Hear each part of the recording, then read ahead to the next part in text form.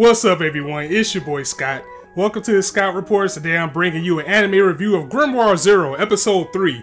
Now, the beginning of this episode actually gives us some much needed information on the Beastfallen and their state of how they are in this universe or in this story.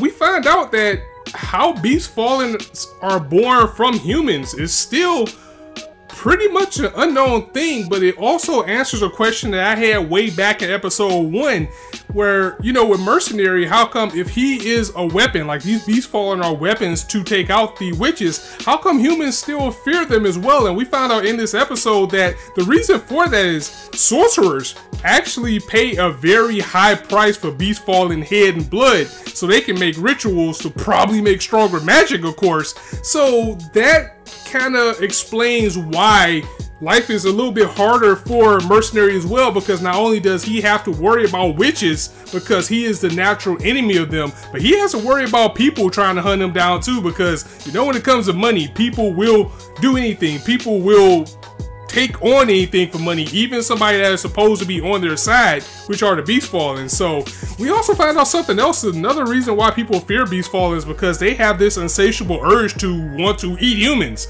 So yeah, there's that too. But now we can see a little bit more of the fear and hysteria that people have for the Beastfallen in this series and how they feel about them in general. But once again, I must commend the comedy that this series has. I mean, Zero is absolute golden. She is such a funny character, an endearing character, and it's just like the way that she does things is just so matter-of-factly and so nonchalant that it is hilarious. Like when they went into the town and, you know, they were kind of trying to cover the tracks of who they actually are so they can get in. You know, Zero just stepped in with her and Albus and was like, oh yeah, we're sex slaves. And he was looking like, what? But you know what? It's something common. It's something that actually happened, because that was the central focus of this episode overall, was about a Beastfallen who had people as slaves. So the people didn't think that was uncommon at all, but it was just the comedic timing that Zero had with that, and for it to ironically end up being the central point of the episode, it kind of makes me wonder, was it just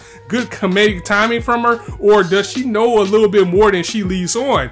And we get a lot of time with Zero as well in this episode too, even though unfortunately a majority of the episode dealt with her, you know, adapting to life and the social cues. We find out that she has been living on her own for quite some time, and she's been doing what she has to do in order to survive. Like Mercenary pointed out, you know, those clothes are pretty wrecked. You know, you need to get some more clothes, put up a better presentation for yourself. And we spent a lot of the episode with her trying to find wardrobes and things like that, but she says, you know what, she's not even broke. She has like money out the woo-ha, but she was like, you know what, I need to hide from humans. So, you know, I just wash my same clothes over and over.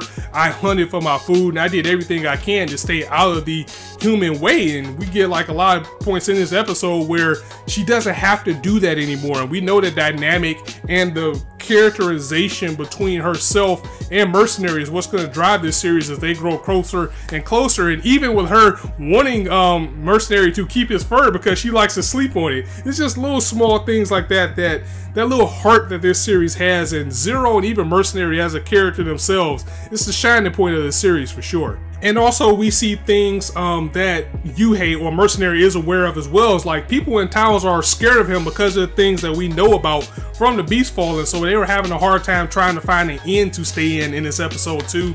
So that was a majority of it. And we do get a battle. We get a battle between Mercenary and this scumlord Beastfallen who was keeping women as slaves, and they were both disgusted by that and decided to take him out. And we actually see that Zero can take the hair away from a Beastfallen, just like she promised that she would do for Mercenary if they achieve their goal. So I think overall the point of this series is going to be for everybody to get along with this war going on. But you see it coming. It's going to be one of those things where we're going to get the age-old lesson of love yourself and who you are, because Zero likes Mercenary for who he is, and he's not a bad person. I've said this over and over. He's not a bad person at all. It's just the life that he lives being this Beastfallen and the witches and all that just makes life harder for him. And you can see, even though Albus, who's somebody I don't talk about too much because his main purpose is just to antagonize a Mercenary at this point, he even cares for him a little bit. It's just that humans and witches in general just gives him a bad time, and we're gonna see him grow and change. We're gonna see Zero grow and change, and hopefully by the end of this series. But since it's a light novel, I'm pretty sure it's not done. It's definitely not going to be finished in 12 episodes. Hopefully we'll see some change in his universe overall. So with 3 episodes in, do I give this a pass? Actually, I do. But the thing about Grimoire of Zero, it's going to be one of those series where you're going to have to know you're going to want to be in from the beginning. Like, after watching the first episode, I was like, you know what, this is something I would probably watch anyway. But the last 2 episodes didn't really do anything to make it say, wow, this is a much-watched series. Now, it is very good, but I can understand if you wanted to put it in your backlog or pass on it for later, because it's not doing anything extraordinary. But it is a very interesting world. It's a fun world. It has lighthearted comedy. It has like darkness looming over it. It has action. I mean, we at least seen a fight every episode. So it has a little bit of something for everybody, and I would stick with it. I'm going to keep reviewing it, of course.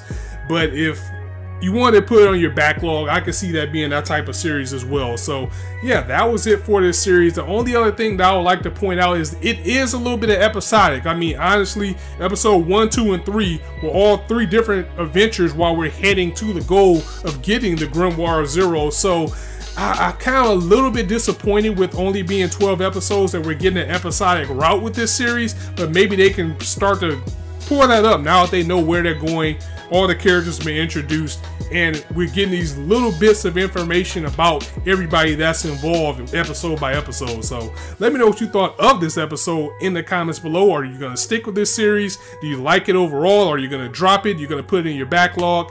If you like the video, go ahead and drop it a like, and if you want to hear more, go ahead and hit that subscribe button, as there's not a shortage of content you'd indulge on this channel. And as I always say, you guys can be anywhere on YouTube right now, but you chose to listen to me, and I really appreciate that. So thanks for stopping by. On that note, it's your boy Scott signing out. See you soon.